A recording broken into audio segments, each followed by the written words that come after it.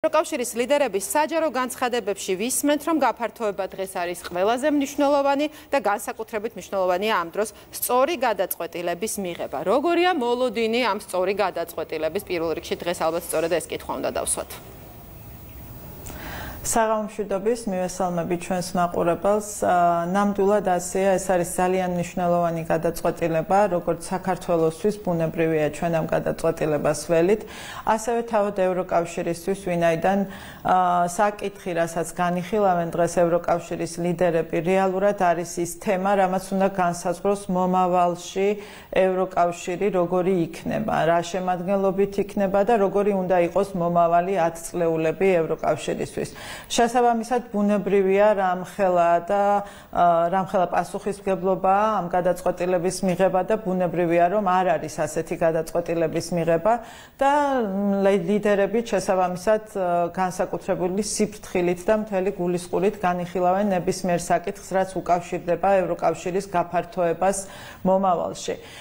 საკითხის მნიშვნელობიდან გამომდინარე, ხა ჩვენ გვესმის სხვადასხვა განცხადებები, რაც ვრცელდება, თუმცა ერთი რამ არის ფაქტი, რომ გაფართოებას ყავს ფაქტიურად ყველა ევროკავშირის წევრი სახელმწიფო არის გაფართოების მომხრე და გაფართოება არის ის საკითხი, რომელზედაც არსებობს ევროკავშირში კონსენსუსი, როგორც პრინციპზე, რომ გაფართოება უნდა მოხდეს და ევროკავშირის წევრმა ქვეყნებმა უნდა იმუშაონ იმისათვის, რომ მომავალში ევროკავშირი იყოს არა 27 წევრი სახელმწიფოსგან შემდგარი, არამედ 30-ზე მეტი სახელმწიფოსგან შემდგარი.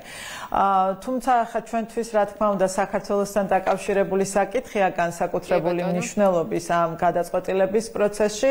ეს არის ამ შემთხვევაში კანდიდატის სტატუსის მინიჭება და ჩვენთვის საყურადღებო პირველ რიგში არის ის განცხადებები, რაც საქართველოსთან დაკავშირებით კეთდება და უმეტესად ეს არის, როგორც გვესმის, პოზიტიური განცხადებები. ევროკავშირის წევრი ქვეყნები მხარს უჭერენ ცალსახად საქართველოს საკითხს, კანდიდატის სტატუსის მინიჭებას და შეიძლება ითქვას, რომ აქ არანაირი აცდენა არ არსებობს ევროკავშირის წევრი ქვეყნების პოზიციასა და ევროკომისიის რეკომენდაციას შორის, რომელიც სულ რაღაც ერთი თვის წინ გასცა კაპიტან მაკა, მოდი იმაზეც ვისაუბროთ, რამდენად საყურადღებოა მაგალითად ის განცხადებები, რაც ისმის უკრაინასთან დაკავშირებით. ყველა ვადევნებდით თვალს, თუ რა ხდებოდა ამ დღეების განმავლობაში ბრიუსელში, იქამდე ვიდრე იქ შეიკრებებოდნენ ევროკავშირის წევრი ქვეყნების ლიდერები, საკმაოდ დაძაბული დებატები მიმდინარეობდა 2 დღით ადრე, როდესაც ბრიუსელში ტარდებოდა ევროკავშირის წევრი ქვეყნების ევროპის საქმეთა მინისტრების მინისტერიალი. ყველამ კარგად ვიცით ვიქტორ ორბანის პოზიცია უკრაინის საკითხთან დაკავშირებით და რამდენად საყურადღებოა ეს თემა საქართველოს კონტექსტში. ბევრჯერ დაგვისვამს ეს კითხვა, მაგრამ კიდევ ერთხელ უნდა ვისაუბროთ ამაზე, მით უფრო რომ ახლა უკვე გადაწყვეტილების მომწიფების დრო არის, ანუ რამდენად საყურადღებო შეიძლება იყოს უკრაინასთან დაკავშირებული პოზიცია საქართველოსთან მიმართებით. თუმცა ისიც აღსანიშნავია, მაგალითად ფინეთის პრემიერმა თქვა დღეს, რომ ყველა სახელმწიფოს განვიხილავთ როგორც ერთად, ისე ცალ-ცალკეო. აი ეს რა მოლოდინებს გვიჩენს? რა თქმა უნდა, ახლა დღეს ჩვენ ხედავთ, რომ ეს არის გაფართოების პაკეტი და ამ პაკეტში შედის, ასე ვთქვათ, ყველა იმ სახელმწიფოსთან დაკავშირებით გადაწყვეტილების საკითხი, რომელიც არის ევროკავშირის გაფართოების პოლიტიკის წევრი. მათ შორის არიან, რა თქმა უნდა, საქართველო, უკრაინა და მოლდოვა. ამ შემთხვევაში იცით, რომ ევროკომისიის რეკომენდაცია გაცემულია უკრაინასთან და მოლდოვასთან შემდგომი ნაბიჯის გადადგმასთან დაკავშირებით. რაც ჟღერდება არ დაუფარავს ვიქტორ ორბანს საკუთარი პოზიცია, უნგრეთის პოზიცია არის, რომ მათ კითხვები აქვთ უკრაინასთან, უკრაინის მზაობასთან დაკავშირებით, რამდენად მზად არიან იმისათვის, რომ მოლაპარაკებები დაიწყოს ევროკავშირში გაწევრიანებისთვის.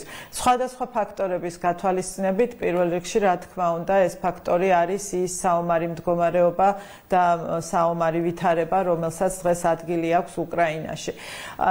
ჩვენ გვესმის მხოლოდ და მხოლოდ თქვათ ხმამაღლარად ჟღერდება უნგრეთის პოზიციები ამ საკითხზე, თუმცა კულუარებში სხვადასხვა წევრი სახელმწიფოები, რა თქმა უნდა, აყენებენ სხვადასხვა საკითხებს. ეხლა ამ მომენტში მომენტში ჩვენთვის მნიშვნელოვანია რომ საქართველოსთვის იყოს კანდიდატის სტატუსი მინიჭებული და არ აღმოჩნდეს რა თქმა უნდა საქართველოს რაიმენაირად ვთქვათ მსხვერპლის სხვა საკითხების დაბლოკვის ან განხილვის დროს რაღაცას განსხვავებული პოზიციების დაფიქსირებისა, ხო? ნაკლებად სავარაუდოა, რომ მოხდეს თქვათ ამ ქვეყნების გამოცალკევება დღეს პაკეტისგან ასე დგას დღის წესრიგში და მოველით რომ კონსენსუსი იქნება ევროკავშირის წევრ ქვეყნებს შორის მიღწეული. თუმცა თქვენ რასაც ამბობთ, რომ ყველა ქვეყანას აქვს თავისი გზა ევროკავშირში გაწევრიანების, ეს რა თქმა უნდა არის ასე და შეუძლებელია რომ ამ პროცესში ერთ ქვეყანასთან დაკავშირებულმა პოზიციებმა მოახდინოს თქვათ შეფერხება სხვა ქვეყნებისთვის პროგრესის და ეს ასე არ უნდა მოხდეს. ეხლა ყველა კანდიდატ ქვეყანას აქვს თავისი ორმხრივი პრობლემები, ვთქვათ ზოგიერთ წევრ სახელმწიფოსთან, რომელიც მოითხოვს გადაჭრას იმისათვის, რომ მათ პროგრესი ქონდეთ ევროკავშირში გაწევრიანების გზაზე. ამ შემთხვევაში ხა დღეს არის საქართველოს, რომელსაც რეალურად გამოწვევა არ აქვს დღეს იმისათვის, რომ კანდიდატის სტატუსი მიენიჭოს და რა თქმა უნდა ბუნებრივია ის არ უნდა გახდეს თქვათ არ უნდა დაიჩაგროს თქვათ სხვა ქვეყნებთან დაკავშირებული პოზიციების გამო. მაგრამ რა თქმა უნდა ეს არის კომპლექსური გადაწყვეტილება და რა თქმა უნდა ეს მოითხოვს ძალიან ბევრ დისკუსიას ევროკავშირის წევრი ქვეყნების მხრიდან და ამ შემთხვევაში მე მოლოდინი მაქვს რომ კონსენსუსი იქნება მიღწეული, თუმცა ზოგადად უკრაინის თემა სამომავლოდ ალბათ იქნება ის ერთ-ერთი პრობლემური თემა გაფართოების პაკეტში, რომელზეც ევროკავშირის წევრ ქვეყნებს ძალიან ბევრი მსჯელობა მოუწევთ თუ როგორ უნდა წარიმართოს უკრაინის გაწევრიანების საკითხი ევროკავშირში და ეს არ იქნება მხოლოდ და მხოლოდ ორბანის პოზიცია და არ იქნება მხოლოდ და მხოლოდ უნგრეთის პოზიცია. წლების განმავლობაში საქართველოს ობიექტურად მიიჩნევოდა ასოცირებული ტრიოს ლიდერად, მაგრამ აი ამ ტრიოს გზა ერთგვარად გაიყო, ხომ თუ შეიძლება ასე ითქვას ევროკავშირისკენ 2022 წლის ივნისის გადაწყვეტილების შემდეგ. ევროკომისიის გაფართოების პაკეტში, რომელიც არაერთხელ ვახსენეთ, არის რეკომენდაცია, ვიცით ეს კარგად, რომ მოლდოვასა და უკრაინისთვის გაიხსნას წევრობის მოლაპარაკება, საქართველოს კი მიიღოს სტატუსი. თუ კი ევროპული საბჭო მთლიანად გაითვალისწინებს ამ რეკომენდაციას, ხომ არ მიეცემა ამას აღქმა, რომ ტრიოს ქვეყნები აი მიზნისკენ მიმავალ გზაზე მაინც განსხვავებულ პოზიციებზე რჩებიან? კი, ჩვენ ტრიოს ქვეყნები ვიყავით და ეს ტრიო არსებობდა მაშინ, როდესაც სამივე ქვეყანა სარგებლობდით ევროკავშირთან ასოცირებული ქვეყნის სტატუსით, ხომ? ეს იყო ის სტატუსი, რომელიც ჩვენ განგვასხვავებდა აღმოსავლეთ პარტნიორობის 6 ქვეყანას შორის, ხო? იცით 2009 წლიდან არსებობს აღმოსავლეთ პარტნიორობის პოლიტიკა, რომლის წევრებიც იყვნენ საქართველო, აზერბაიჯანი, სომხეთი, ბელარუსი, უკრაინა და მოლდოვა. საქართველო, უკრაინა, მოლდოვა ამ 6 ქვეყანას შორის განსხვავებული იყო იმით, რომ ევროკავშირთან ჰქონდა ასოცირების შეთანხმება, ღრმა და ყოვლისმომცველი თავისუფალი ვაჭრობის შეთანხმებით, რაც განასხვავებდა ხარისხობრივად ჩვენს ურთიერთობებს ევროკავშირთან. ეს იყო ტრიოს მთელი არსი და ეს იყო ის ასევე, რომ ამ სამ ქვეყანას სურდა გაცხადებული ქონდა ევროკავშირში გაწევრიანების სურვილი, სურდა ევროკავშირში გაწევრიანების გზაზე გადაედგა წინ ნაბიჯები. რაც მოხდა 2022 წლის ივნისში იყო ის, რომ სამივე ქვეყანას გაუჩნდა ევროკავშირში წევრობის პერსპექტივა და სამივე ქვეყანამ ავტომატურად პოლიტიკური გადაწყვეტილების საფუძველზე, რა თქმა უნდა, გადაინაცვლა უკვე ევროკავშირის გაფართოების პოლიტიკაში. შესაბამისად, ახლა აქ უკვე ტრიოზე საუბარი ალბათ აღარ იქნება ასე სწორი, იმიტომ რომ ჩვენ ვართ იმ პაკეტის ნაწილი, რომელი პაკეტის წევრებიც არიან დასავლეთ ბალკანეთის ქვეყნები და რომელსაც ჰქვია გაფართოების პოლიტიკა და უკვე ამ გაფართოების პოლიტიკაში პოლიტიკით მოგვიწევს ასე ვთქვათ ევროკავშირთან ურთიერთობები და აი ეს არის ახლა ჩვენი ჩარჩო ევროკავშირთან ურთიერთობების.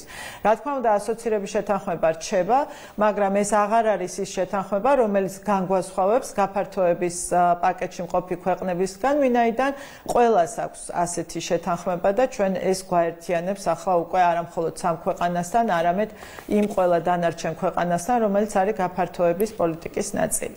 და ერთი კითხვაც ქალბატონ მაკა შარლ მიშელის წერილში, რომლითაც ევროპული საბჭოს პრეზიდენტმა ევროკავშირის წევრი სახელმწიფოების ლიდერებს მიმართა სამიტის დაწყებამდე წერია, რომ ახლა არის გადაწყვეტილების მიღების დრო, მოგიწოდებთ ყველას მოხვიდეთ სამიტზე კომპრომისის სულისკვეთებით, კოლექტიური პასუხისმგებლობის გრძნობით და წინ დააყენოთ ევროკავშირის ინტერესები და ღირებულებები.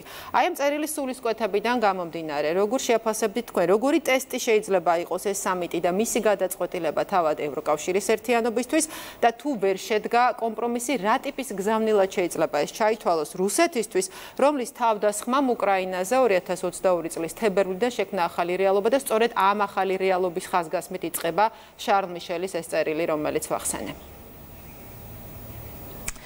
რა თქმა უნდა, ისტორიულად ახლა გეოპოლიტიკურ კონტექსტზე არაერთხელ გვისაუბრია და არაერთხელ აღვინიშნავს, რომ ევროკავშირის გაფართოების თემაზე საუბარი სწორედ გეოპოლიტიკური კონტექსტიდან გამომდინარე დაიწყო ამჯერად და გაჯერებულია, ასე ვთქვათ, ეს პროცესი, რა თქმა უნდა, გეოპოლიტიკური კომპონენტით და პოლიტიკური გზავნილების კომპონენტით.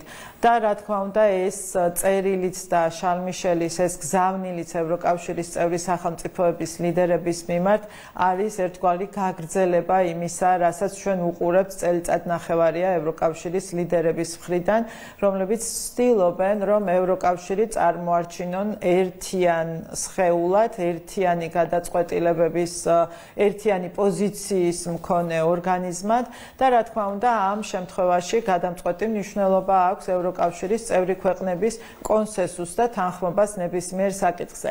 ეხლა რაც შეეხება საკითხად ჩვენ არაერთხელ გვინახავს ახლა დღეს განსაკუთრებული ყურადღებით ვადევნებთ თვალს გამომდინარე იქიდან, რომ საქართველოს საკითხი განიხილება, თუმცა არც ერთი გადაწყვეტილება ვთქვათ არ ყოფილა მარტივი მისაღები. ხა თქვენ თუ გაიხსენებთ როგორ ხდებოდა მსჯელობები სანქციების პაკეტებზე, საკმაოდ რთული გადაწყვეტილებები იყო, საკმაოდ რთული იყო კონსენსუსის მიღწევა ევროკავშირის წევრ ქვეყნებს შორის და ყოველთვის თან ახლდა რაღაცა ესეთი მძიმე ვთქვათ დისკუსიები და განცდა, რომ თითქოს შეუძლებელი შეიძლებოდა ყოფილიყო კონსენსუსის მიღწევა, მაგრამ მთელი სიძლიერე ევროკავშირის არის იმაზე, რომ ამ ორგანიზაციას, ამ სახელმწიფოებს შეუძლიათ საჭიროებიდან გამომდინარე მიაღწიონ კონსენსუსს და მიიღონ კონსენსუსური ერთიანი გადაწყვეტილება, რომელიც მნიშვნელოვანია ევროკავშირის მომავლისთვის და ეს არის სწორედ ასეთი გადაწყვეტილება, რეალურად ამ გადაწყვეტილებით ისაზღვრება ევროკავშირის მომავალი 10 წლეულები, როგორი იქნება ევროპა. ძალიან დიდი მადლობა, გმადლობთ გადაცემაში მონაწილეობისათვის, ვიქონიოთ ყველა